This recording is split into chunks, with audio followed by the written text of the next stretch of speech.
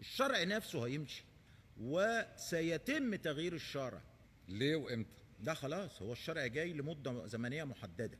بعد كده حضرتك هيجي حد تاني مدني ما عندوش ايديولوجيات، وسطي صرف، بنظام فيدرالي في سوريا. في سوريا.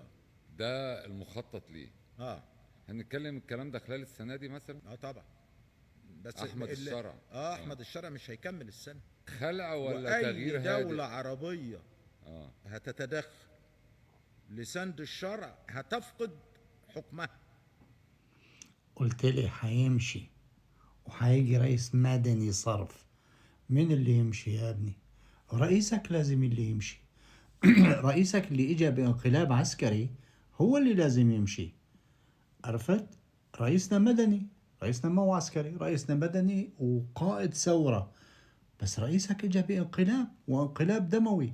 يعني انتوا المصريين ليش مضغوطين من سوريا؟ ما بعرف. يعني هذا الخطاب ايه اذا شفته من بعض اللبنانيين ممكن يعني اقول هدول تابعين لايران، هدول لهم اجنده، هدول بعض المضغوطين من فلول الاسد كمان ممكن اسمع هيك خطاب اللي بحلف ايران وبفلك بدوروا بفلك ايران. بقول هذا. بس انتوا المصريين يعني ليش كل هالشيء مضغوطين؟ يعني رغم انه رئيس سوري مد ايده لكم، طلعت مظاهرة عنا بسوريا، طلعتوا تنبحوا مثل الكلاب الضالة.